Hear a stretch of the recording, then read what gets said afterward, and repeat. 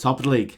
Liverpool, top of the league. Liverpool, top of the league. Liverpool, top of the league. Liverpool beat Crystal Palace 2-1.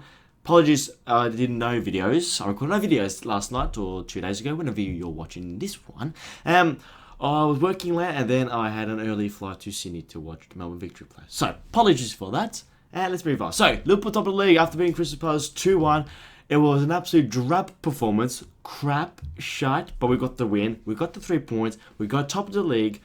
Aston Villa beat Arsenal. City, we'll talk about other games afterwards, right? Manchester United. We'll definitely go to Manchester United afterwards. Don't you worry about that. But let's talk about the Reds.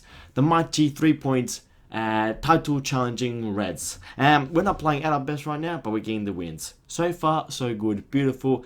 The first 60-70 minutes of the game, crap from the Reds.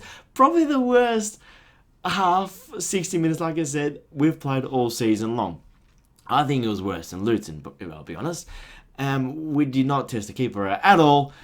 They're crap as well, and we made them look like, they're defensively not bad, you know. They're looking alright. Chris Bass under Roy Hodgson sitting back. They are shit, and we made them look good, and we were shit, and we deserved to be losing 1-0 until we brought the subs on. So we started with Kwanzaa and Virgil van Dijk at the back, obviously. Kwanzaa gets his first start in the Premier League, I think it was.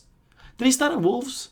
I don't know. I think he came on at Wolves, but one of his first starts in the Premier League, if not his first starts. And I thought Kwanzaa did really, really well, apart from a couple of situations where it was a bit 50-50 on what he made the decision correct. He's a young centre-back, young defender. He's tall. He's learning. He's been excellent so far. It is what it is. He gave away the penalty. Mateta, isn't the fellow who played for Watford and just missed the penalty after trying to grab it off someone? That's him, right? I think that was right, him. And they go 1-0 up, and we are crap. We're not creating any chances. We're defending okay, but that's because Palace are not really providing any other attack. They had Elisa on the bench, had a couple of injuries as well.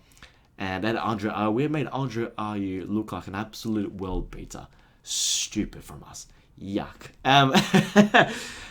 So we bring the subs on. So we bring on the likes of Joe Gomez, Harvey Elliott, Gakpo. Who else did we bring on? There's we bring like 4 or 5 changes, and it changes the game. Harvey Elliott is wonderful. Every single time he's come on the pitch from the subs bench, he's been sensational. He's changed the game. He's basically taken the game of the Scotland League and made it him. He's like, give me the ball, I'm going to make things happen. I'm going to change the whole state of the play. I'm going to change the game. And he does it once again. He's tenacity, he's quick, he's moving, and he's like really nippy on the ball. He's good core strength. He just knows how to just change a game. And it feels like from the subs bench, he just watches the play and see, okay, there's a bit of space there. I can take this space there when I come on the pitch. Oh, he looks a bit shaky. I'm going to take him 1v1 when I've got the ball. Oh, he's on a yellow card. I'm going to try and receive it, and I'm going to try to, beat him in a 1v1 dribbling situation. Harvey Elliott, every single time he's come on the pitch, has been superb, and he's made impact, especially statistically, goals and assists, and he does that again. But with the first goal, Gomez, we shift Trent Alexander-Arnold into midfield. Gomez goes to right back, and then also Gomez again, like Harvey Elliott, every single time he's come on or has to play right back this season, Joe Gomez has been incredible, like really, really good. And not like his delivery can be on and off sometimes, but that's because he's a natural centre back. But as a right back, he's pacey, he's direct, he's energetic, and he works hard on off the ball, and he's got an engine on him, Joe Gomez. Ball comes in, there's a bit of a tussle. There's Curtis Jones also comes on the pitch, makes a difference. Curtis Jones passes to Mohamed Salah. Joe Ward, already on a yellow card, by the way, comes in, slides him out, and Joe Ward is probably praying to God, I hope Salah scores, because if not, I'm getting booked, sent him off the pitch. This is after Andre Ayew gets 2 yellow cards, the most obvious 2 yellow cards in history, time wasting and stopping a counter-attack. But, the likes of, Arsenal fans on Twitter, after having a 75% title challenge last year, their brains are a bit, like mashed potato. So they're thinking, everything's against Liverpool all of a sudden. Good one. Very good one. He gets sent off, roughly so, obviously. And then Curtis Jones gives it to Mohamed Salah, and finally he scores his 200th goal this year. It is a deflected, shitty goal, but who gives a shit? We get a goal, 1-1, 75th, 76th minute, right, get the ball. Plenty of time to score. And then obviously the last what is it, 85th minute, whatever it was, Harvey picks up the ball and he sees a bit of space in front of him. Now, Crystal Palace obviously defending in low blocks. What was it, 4-5? I think it was 4-5-1. Whatever it was, Harvey found a bit of space on the right hand side of the midfield and sort of just doesn't run as like sprints, but he just glides into the space and he's just gliding and he strikes the ball with his laces. But it floated in the air. It was a beautiful technique. And then, because Sam Johnson was injured, came on the bench, and we had like a new Premier League. They had a new Premier League keeper, Matthews, I think his name was, made a good save actually, just as soon as I figured it out. But Ali strikes it sort of near post from his angle, gets it 2-1, and Ali runs it away, fans. It absolutely goes bananas, and we get the win. Sensational. We were shit, but who gives a monkeys, right? 2-1, Selhurst Park. I hate. I hate it when we go there. Every single time it's like a 2-1, 1-0, 2-0, like drab, crappy. Palace are defending the face. The fans are pretty good. And it's just a huge win for Liverpool in this title race. That's the thing. Like the start of the season, it is just like what is it? September, like August, September, October. Is just adrenaline basically, and thinking, right, adrenaline, high energy, new transfers. Everyone's still fit and firing. Not many injuries in all the teams. And then November, December, January, here comes injuries start popping up. But the likes of Newcastle, Tottenham, even we've been hit a couple like injuries, nasty injuries. But who else has been hit? Rock. I'm definitely missing like a couple of Rodri is being suspended, injured. I'm trying to go with this. I don't know. I just can't think of the top of my head. But like some Newcastle, Tottenham obviously get hit really, really hard, and then. Like it was good to, and November, December, and January, it's basically right. There's no more adrenaline now. It's game every 3 or 4 days for every single club. You don't have to play Europe. Every single club in the league are playing every 3 or 4 days. It is like drab, cold, windy, rainy weather every single time. This is hard. This is where this is like right. I'm losing energy, but we have to keep on going, and you have to find like an ounce, like a better percentage of energy left, something to keep going and keep pushing. And the likes of Villa getting results, Luton almost getting results against Arsenal City and getting points off us. Like this is where it gets really difficult. And if you could survive this, and then you get to January when the FA Cup starts, and you're out of the League Cup, for example, then you got a couple of weeks of like right, take a breather. Let's work. Let's go back to the training sessions and we go again. But this time of the season, just before Christmas, it is hard. It is supposed to be like it's not. It shouldn't be. It shouldn't be because of the welfare of the players and the mental state of the staff working overtime and so on. But they get paid lots of money and they're just gonna say, right, it's fucking shit. Players getting injury. We have to try and protect them as much as possible. Let's rotate the team. Let's protect everyone as much as possible. But this is where the titles are won or lost. Or not won or lost, but this is where we separate the league, basically. We get to see chunks. Basically, at the start of January, February, we say, okay, there's a group there, there's a group there, there's a group there, and there's the relegation battle. And that's where January is, right, this is the group we're in right now, and let's try and figure out where do we want to go, and what do we want to improve on, or do we have to purchase any players? So yeah, Liverpool, top of the league. Sensational. Arsenal getting beaten by Aston Villa. Villa, man. Like we're looking back in our early performance at the start of the season where we played Villa at home and we just whopped the floor off them and thinking that could be a sensational performance. If we can go back to Villa Park and get a draw and we get 4 points off them where potentially City and Arsenal get 1 point or maximum 3 points because they lost it.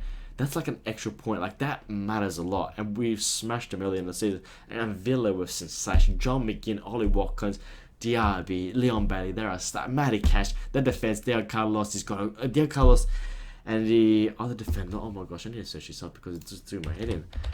But I saw a couple of footage where Diego Carlos and the other centre-back, you can tell they've got Paul Torres, that's right. You can tell their mentality is just elite, and areas like turning these players like Martinez and Digne as well, just like superb footballers, and they're right now the second. Right, this Liverpool, Arsenal, Man City are the top 3 teams, but Villa are obviously like in a league of their own, basically the 4th best team and not league position. But you can tell, basically, Emery is probably the third best manager in the league right now, and you just, it's like hard to disagree with that. It's sensational.